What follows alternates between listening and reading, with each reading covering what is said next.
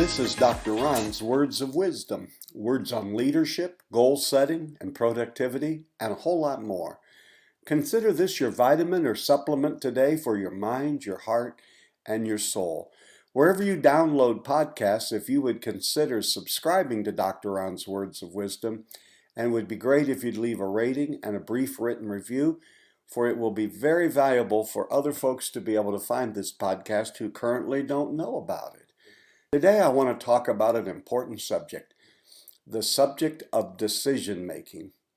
I heard Seth Godin speaking the other day, and he talked about when you meet someone for the first time, one of the early questions that we ask each other is, what do you do? What do you do for a living? What is your job? What's your position?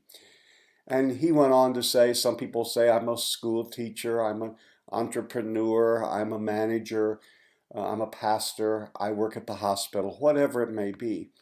And he said, the problem is most of us consider that to be our job, when in fact our real job at whatever we do is we are hired to make decisions.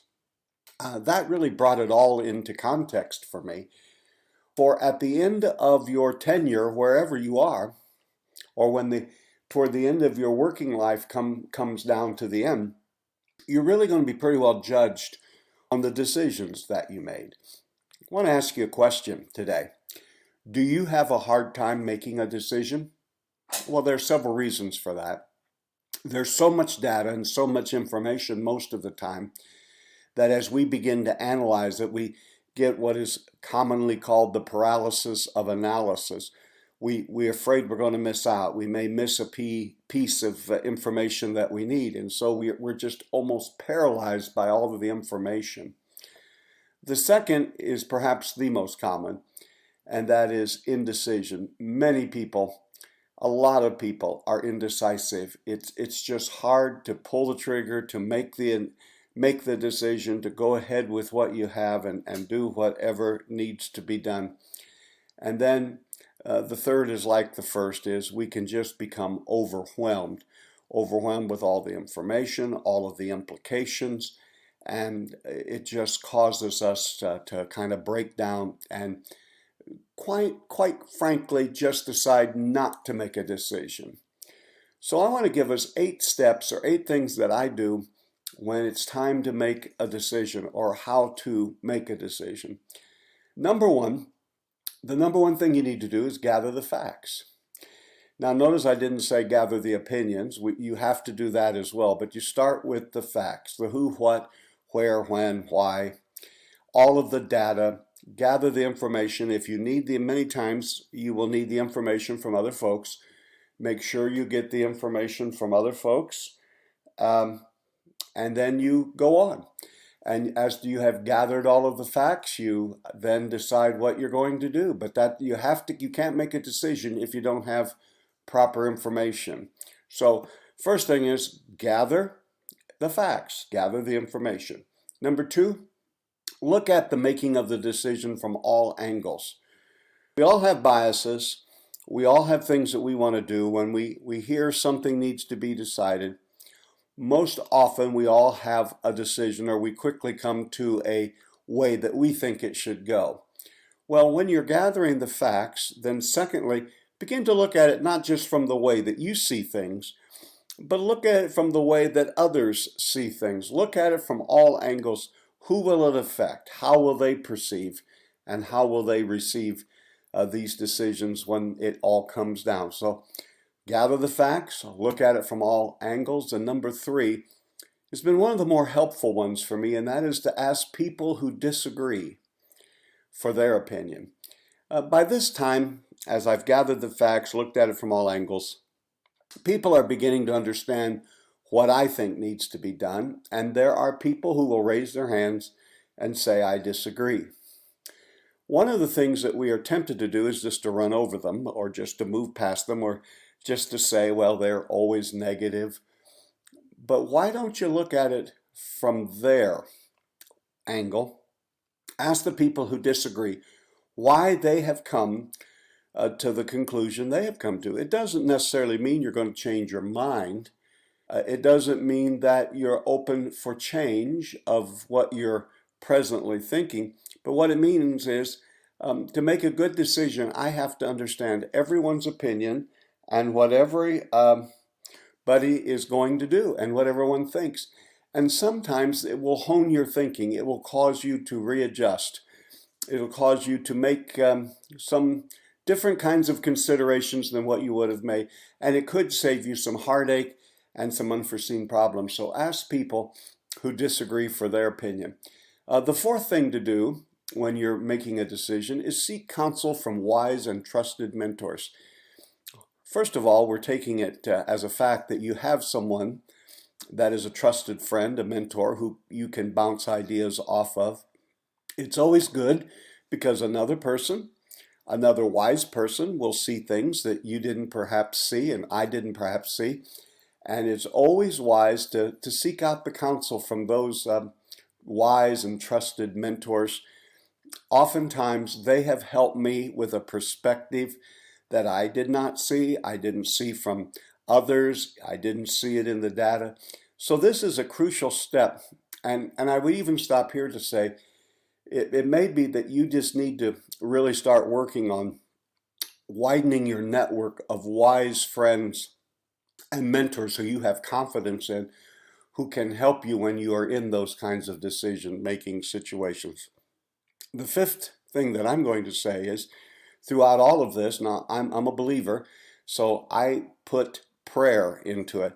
I asked the Lord to give me some wisdom and to help me with the decision, because oftentimes we aren't 100% sure which way to go and what exactly to do. So I seek guidance from heaven. Number 6, this one is crucial as well. In the midst of making a decision, you now know that perhaps there are people who have differing opinions. You have people who are not going to like it, perhaps, if you go the direction you feel in your heart that you are going at present. And so that sometimes people at this point just sort of shut down and say, well, what's the use? Rather than making everyone mad, we just won't do anything. The sixth thing that you must remember in making a decision is understand that there is consequences to doing nothing. In the world that I work in, many of the problems that I'm wrestling with today is because for a generation, leaders refuse to grapple and wrestle with the difficult situations facing them, kicking the can down the road, hoping that someone who would come later and after the fact would be able to bring clarity to the situation. Never forget there is a high cost much of the time when we refuse to make a decision. Remember, whatever your position is, that is really not why you're there. You are there to make a decision. And to fail to make a decision carries with it a high price, not only in your leadership and your leadership reputation, but in the health and vitality of whatever organization you're a part of. And I would bring this all the way down to our families. There are times we're going to have to make tough decisions, and the future of our family and our children and our children's children hang in the balance of the fact that we have to make good, godly decisions. Then the seventh thing that I do is I give myself a deadline when there's a decision to be made. Now, oftentimes, many of the decisions come with a deadline. There are things given to you at work in which the person who gave it to you says, I need this by next Tuesday, or I need this by the first of the month. But oftentimes, many of the major decisions we make do not have hard and fast deadlines. And that feeds into indecision. If there isn't a hard deadline we're working toward, then we just happen to just sort of float along and put off doing all of these things we talked about, saying, I'll get to that next week. And I don't believe whatever anyone says, you make as good a decisions until there's some sense of urgency, that this is important, that a decision you must come to a decision, we must act, and we must move ahead. So whenever I'm faced with making any kind of a decision, minor, major, or in between, when I'm working on it, when I'm gathering the facts and looking at it from all the angles and talking to people, I write at the top of wherever I'm working, here's the deadline for when I need to be done with all of this, and then need to do the hard work of making a decision and carrying it out, and we'll see what happens. So give yourself a deadline. Now, number 8 is very important. If you're wrong, and there are chances that you'll be wrong, apologize and move on, and if possible, make corrections. Very few decisions in life are irrevocable. And there have been many times in my life when I did all of the things that I've just mentioned, and I did it to the best of my ability, and the decision still proved not to be the right decision. Many times we allow pride to take over and say, because I made this decision, I'm going to continue on. And what happens is we get ourselves in a worse mess. If you find out you made a wrong decision, just be a leader. Apologize, correct, make the other decision, move another direction, whatever you need to do, and say I was wrong, but here now we didn't have this information, I have it now, here is the correct decision. Never, never, never feel badly for apologizing over a mistake. Everyone makes them. People will have more respect for you if you admit it, make the correction, and move on.